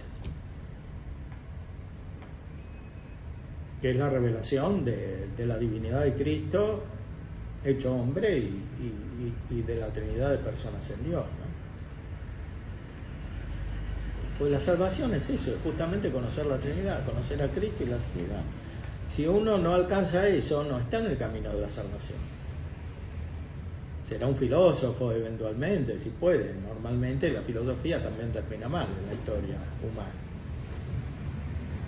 O sea, no todos son Platón y Aristóteles. O sea, junto a Platón y Aristóteles había infinidad de errores y de perversiones, ¿no? Como dice Platón en la República. O sea, que tienen que mandar los filósofos, pero los filósofos buenos, porque la mayoría no son buenos. Entonces, Decía el padre, pensaba así medio, qué sé yo, irónicamente, que quizá uno de los que más creen en Dios son los ángeles caídos. sí, pero no tienen fe sobrenatural. Claro, pero bueno, efectivamente. No, por supuesto, eso se puede, es fe en el sentido analógico, no es como una perspicacia para leer los signos externos de la revelación. De hecho, el demonio cuando tienta a Cristo le dice: si eres hijo de Dios. No lo dice en absoluto porque no tiene seguridad. O sea, no percibe qué está diciendo. Sí, percibe que es un hombre superior, que tiene un poder, que es distinto de los otros, todo eso lo conoce claramente, pero... ¿El Concilio Vaticano II cómo está explicitado estas doctrinas que afirman? Bueno, en el Concilio Vaticano II, en Lumen Gentium 16, en todos los casos habla de la gracia. En primer lugar cita a Santo Tomás, cita la cuestión 8 de la tercera parte, que es el fundamento, o sea, como todos los hombres están ordenados a Cristo, y en este sentido todos están en la iglesia, también los paganos y los ateos, porque Cristo es la cabeza de todos, es la autoridad de todos, no solo de los que creen explícitamente en Él. Todos están en la iglesia, en este sentido. San Tomás es más amplio que el Vaticano II. El Vaticano II dice que todos están ordenados a la iglesia. San Tomás dice directamente: Cristo es la cabeza de todos los hombres. Cuestión 8, cuando habla de la gracia de Cristo, porque, claro, los que están en el infierno no, porque estos no están ni siquiera en potencia. ¿Por qué todos los hombres tienen a Cristo por cabeza? Porque están en potencia para tener la fe, la caridad, la gracia y la visión beatífica. Todo mientras están en este mundo. Si están en el infierno, no hay potencia. Para mí son dos afirmaciones bastante diferentes. Una afirmación es: Cristo es la cabeza de todos los hombres y todos le deben obediencia. Sí. Y la otra es: dado eso, todos pertenecen a la iglesia. Son dos afirmaciones que nada que ver. A no ser que diga, en el sentido en que dije que todos los hombres deben obediencia a Jesús, todos están en la iglesia.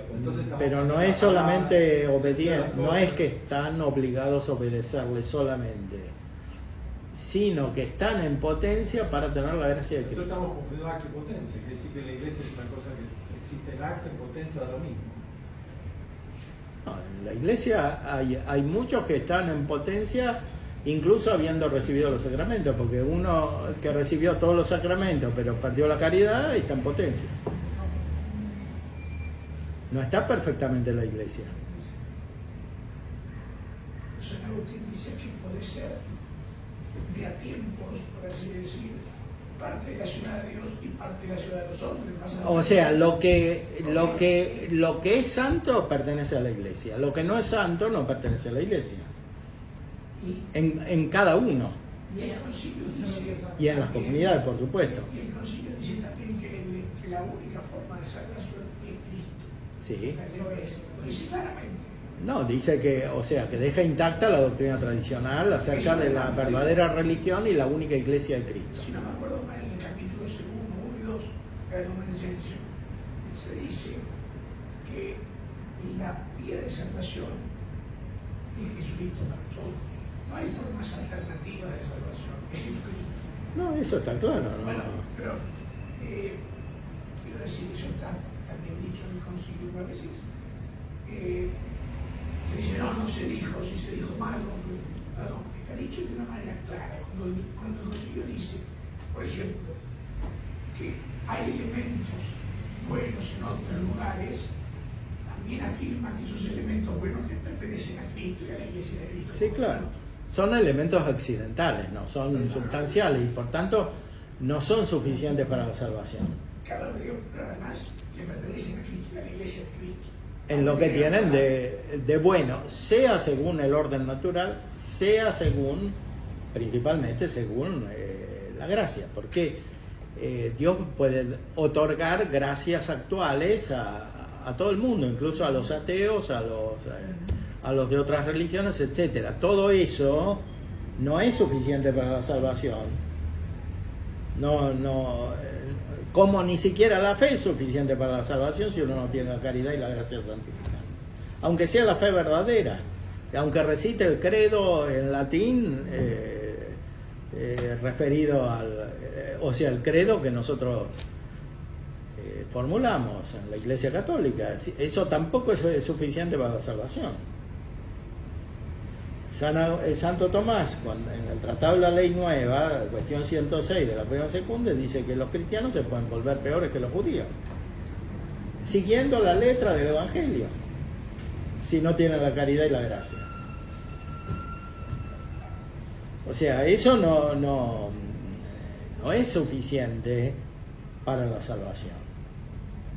Ni siquiera la fe informe es suficiente para la salvación. Ahora, Cristo vino a redimir a todos los hombres, que no quiere decir que todos se salven. Quiere decir que Él es la cabeza de toda la humanidad. Es el hombre perfecto. O sea, que realiza perfectamente en sí toda la perfección de todos los hombres.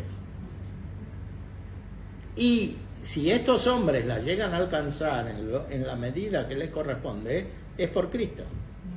Porque no hay otra manera de alcanzar la perfección natural que por la gracia de Cristo. Por eso Santo Tomás dice que Cristo es la cabeza de todos los hombres.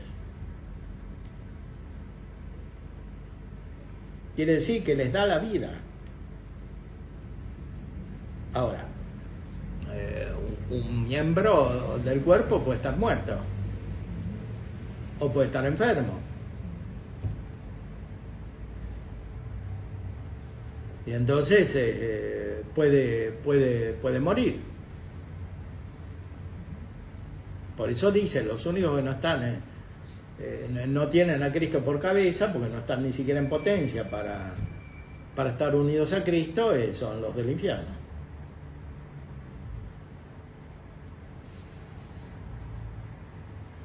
Esto es la cuestión 8 de la tercera parte de la suma, que está citada acá en Lumen Gentium 16.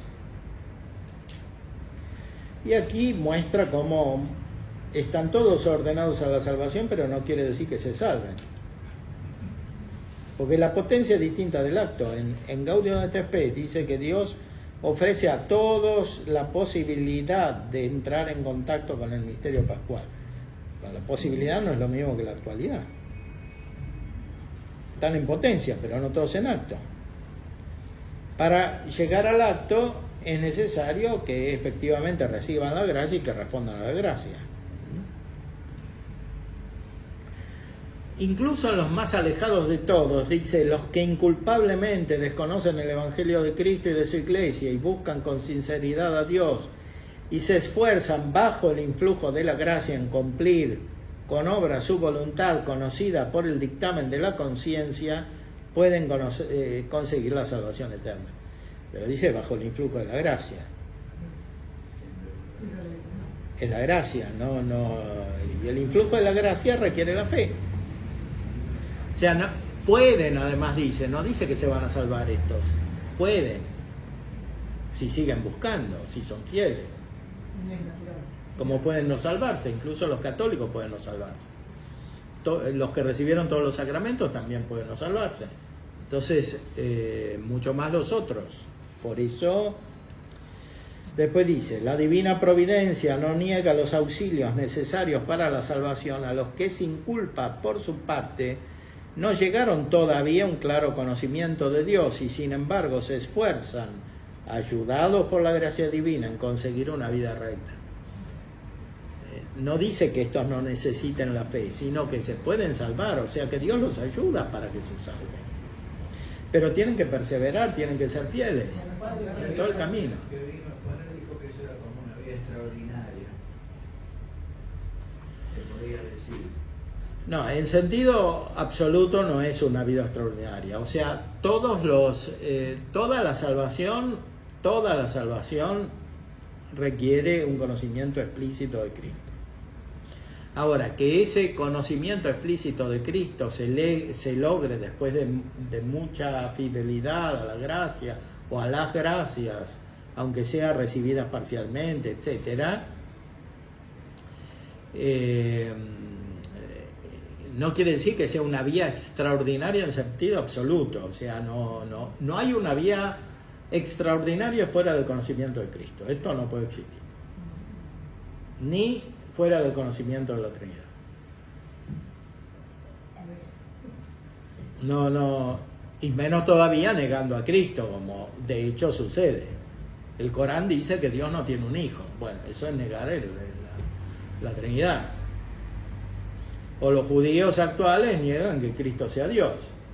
Uno que es judío en el sentido actual y niega que Cristo sea Dios no se puede salvar. Esto no quiere decir que ese judío o ese musulmán no vayan recibiendo gracias, que eventualmente, si responden bien... En potencia puede empezar a creer un día. O sea que la iglesia es toda potencia. No, pero no solo en potencia. Dios ayuda mucho a las personas. Ahora no cree en potencia y puede creer en... No tiene la virtud sobrenatural de la fe de la cual estamos hablando, pero puede tener algunas gracias que llevan a la fe. Porque el que se convierte no siempre se convierte instantáneamente del todo como San Pablo. Hay gracias anteriores que lo van moviendo a la conversión, incluso en el orden de la fe. Pero no son la fe necesaria para la salvación. Como sucede también en el orden de la caridad. El pecador que se convierte, por ejemplo, uno que se va a confesar, primero recibe algunas gracias, porque si no, no iría. Para ir, aunque todavía esté en pecado mortal, eventualmente podría pasar a la gracia por un acto de amor infundido por Dios perfectamente, ¿no? Antes de la confesión. Pero supongamos que no. Si no es así es porque recibió algunas gracias para ir a confesarse, porque si no tiene ninguna gracia no va. No solo gracias de fe, porque tiene que creer en el sacramento, sino gracias para aceptar por lo menos la posibilidad de un cambio en el orden de la caridad. A veces se denominan gracias actuales, ¿no? Porque no son la gracia santificante habitual.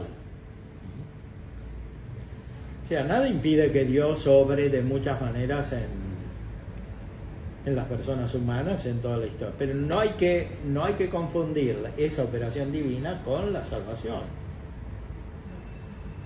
ni siquiera en los que son perfectamente católicos externamente porque han recibido todos los sacramentos. No todos esos se salvan.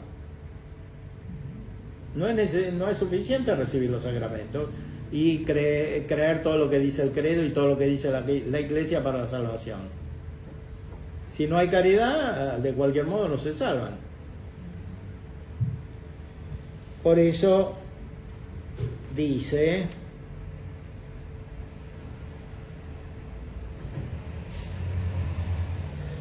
que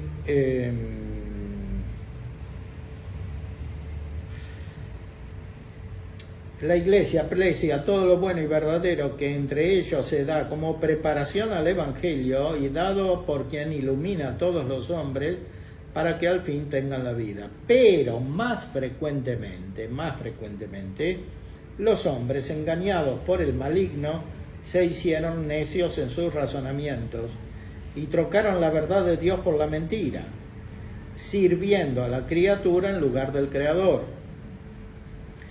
O viviendo y muriendo sin Dios en este mundo están expuestos a una horrible desesperación. Por eso, para la gloria de Dios y la salvación de todos estos, la Iglesia, recordando el mandato del Señor, predicar el Evangelio a toda criatura, promueve con toda la solicitud las misiones. O sea, es perfectamente realista lo que dice. No dice que todos esos que no son católicos se van a salvar. No lo dice para nada, dice más bien que están en un grave peligro y que están expuestos a una horrible desesperación, o sea, al infierno, y que por eso hay que misionar. Y misionar es ir explícitamente a anunciar el Evangelio. O sea, el concilio no está hecho de una manera superficial, es muy profundo. Padre, ¿y cómo definiría Santo Tomás la caridad? El amor...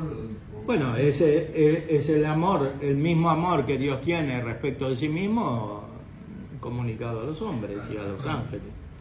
Claro, es el mismo amor divino, así como la fe es el mismo conocimiento divino comunicado, aunque de manera oscura, la caridad es el mismo amor divino comunicado, el mismo con el cual las personas se aman en la Trinidad y con el cual Dios ama a los hombres, etc. Ese amor es divino, no es un amor humano, no es el amor natural, hay un amor natural. Para ejercitar la justicia hace falta un amor natural, o sea, incluso en cualquier acto de justicia elemental, ¿no? Pagar una deuda, hay que tener un amor al bien, que es lo justo en ese caso. Lo justo es un bien, pero un bien natural. Si uno no tiene amor, no lo hace. Bueno, no paga, pues no le importa lo justo, no le importa el bien, digamos, ¿no? El bien, pero ese bien es un bien muy elemental, no es el bien del cual estamos hablando aquí. Pero aquí estamos hablando del mismo Dios y de amar al mismo Dios con el amor que Dios se tiene a sí mismo.